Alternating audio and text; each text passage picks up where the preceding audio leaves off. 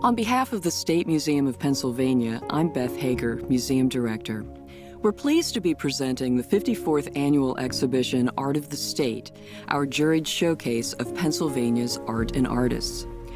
As part of the State Museum's Artist Conversations program, Pennsylvania's First Lady Frances Wolf met with artist Becky McDonah to talk about her piece Particulate Protection, a reliquary for the N95 Mask.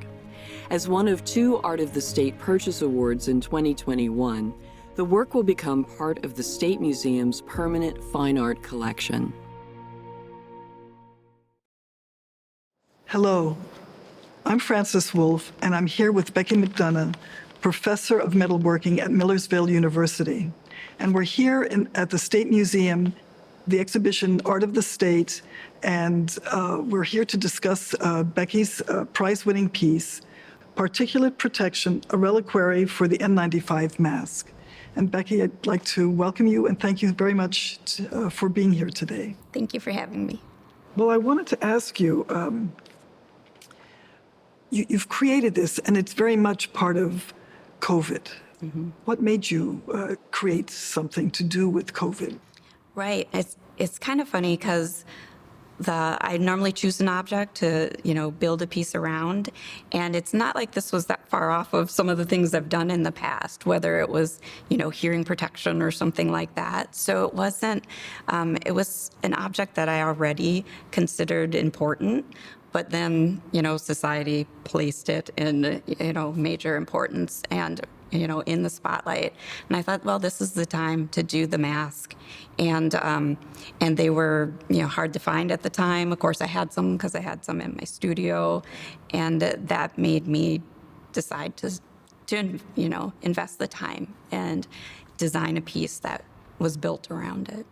During this time, for my sense of normalcy, I decided to besides just subject matter, it's like I like to pick up new techniques to add in. So it's like, I'm going to learn how to crochet because I'm sitting here at home and let's just learn how to crochet. Mm-hmm. And then I'm going to take it into metal later. But so it was that time that I didn't, it's like stop watching the news, quit watching the news, just, work on something different and working with your hands. And, that brings me comfort.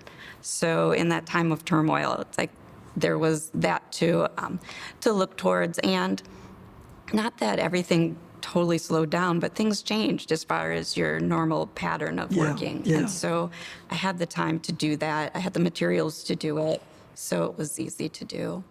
So when you're creating a piece, making a piece like this, I'm going to call it the necklace around the mask. Are these found objects? Like the frill that's around the mask, is that the... Yes, the metal... like right around the white. Mm-hmm. That's fine silver crocheted wire. So... Oh my gosh. So I got this book that had, hundreds of different border patterns. I'm like, I love these. I'm going to learn how to do this. So I did it with, with fiber first because... Yes, to try it out. So I didn't blow through all the, fine silver. And then... I really wish I had someone to show me how to do that, but I stumbled through, and once so I felt more comfortable with it, I switched to the metal, and so that's made out of metal. And with a regular crochet needle? Yeah. Unbelievable. And what about around the perimeter of the, with the pearl centers? Right. So then too, it's like I have these things, I just love to try different techniques, and so filigree are the other portions that are around the outside. And I've done sample pieces and things like that in the filigree, but I'm like, this is a time to work it into the piece. And really it all came from, I was inspired by the catacomb saints, like how they were treated for and how they bejeweled and just decked out these bones of these saints. And there was so much metal lacework and stone setting and everything on it and filigree. And it's like, I want to do that to this piece. It's like, it's not a skull, but it's close to it because it's a mask. And so it gave me that feeling. And and it just gave me that opportunity to get the really decorative work in there. Yeah. And so that's what I did with it. with this piece, I did like the back, the halo plate. I'm like, I've got to, I just like to pick up new techniques, and we had a water jet cutter. So I'm like, I'm going to design this and, use it, cut it out with the water jet, just so that I step through those processes. And that way, being an educator, it's like I want to be able to pass that on and actually have used it myself.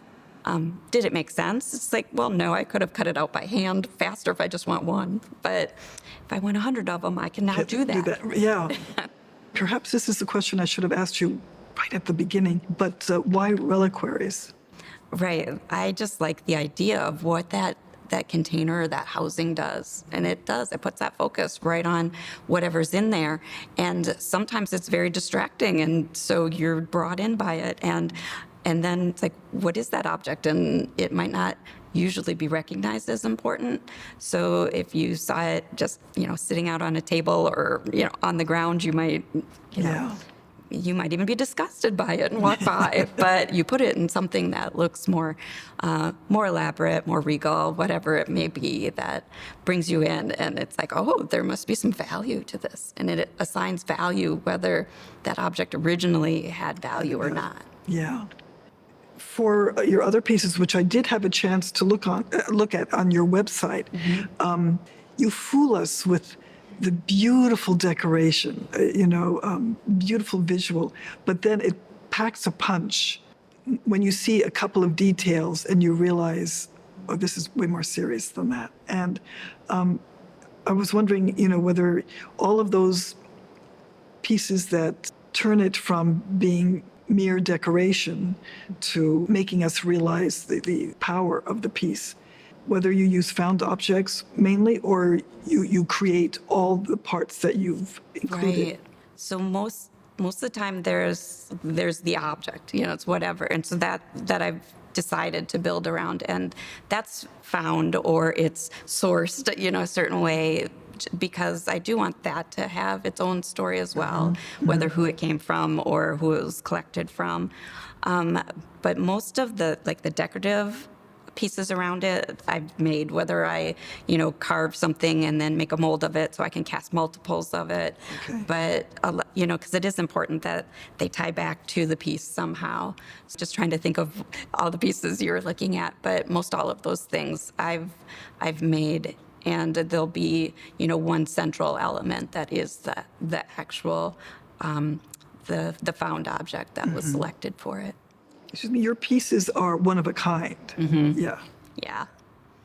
How do you start? I sketch, but my sketches are more, I do a lot of mechanical type drawings to figure things out. They're more problem solving. But I have that object and I start building things out of paper. So I do a lot of paper models as I'm making decisions for what other design elements or things I want to put in there. I feel, building it 3D, even if it's in paper and very crude with a lot of tape, it's like it helps me to visualize it. So do you start with an idea and then think of the pieces that the idea requires, or do you, in this instance, see a mask and then work with that object and the pieces, or it's I normally start with the object. Okay. And it really, and I do build out from that. Of course, sometimes it's like, ooh, I thought of this object, but this one isn't quite right, and maybe I have to change something. But it's mostly that's what I'm inspired by, instead of a format, and then I decide what to put into it. So I do really start with that object. Then sometimes I have an object that, because, we collect things and we keep them. Yes, and then it's like, why do I still have this? And I get rid of it. And then that's what I want to make the piece that's about. what you need, yes. Then I have to find another one. But luckily, if I can find it from someone that I feel is, I still have that tie to, or that, whether it's ant poison or whatever it might be, it's like, oh, this came from, a person that I knew kept it under their sink, and it was, not just purchased from the store to use. Yes, yeah. It has this history with it. Yeah, I like that. yeah. Whether the viewer knows it or not. So how do you know you're finished with a piece? Oh, I really, it's just, I think it becomes that time where, you just know that that's time. You put that last piece on and it's time to, send it away or let it be seen by others. Not that I don't let other people see it while I'm making it, but it's like, is this, worthy of presentation now? But I always have other things I wanted. It's like, oh, I should have done this, or I wish I would have done that. Yeah. But it's like we could do that forever. You just have to end.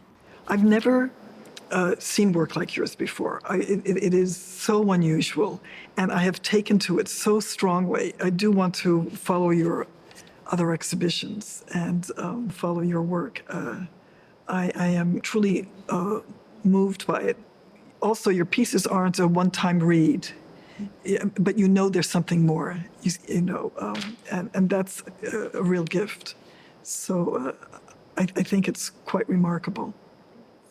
Something that's important to me is, and I think the found object does for me, is that it's an entry point for a lot of people. Like, there's something of recognition. It isn't so abstract that it's like, I don't know what to think. And so they have that, and then they can start to develop, where does that take them, and, what does the rest do to kind of guide their thoughts, or, what comes out of viewing the piece. So that's that point where I just feel like more people can have an experience with it, even though it'll all be different, because you come with your own baggage as to what that object might mean. Mm-hmm.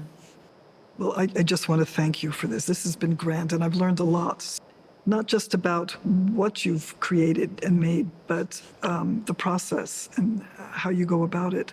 And I think it'll be fun for everyone else to hear how you've done this. Thank you so much. Thank you for participating. Thank you for coming to Pennsylvania, too, so we could see this work. So it means a lot.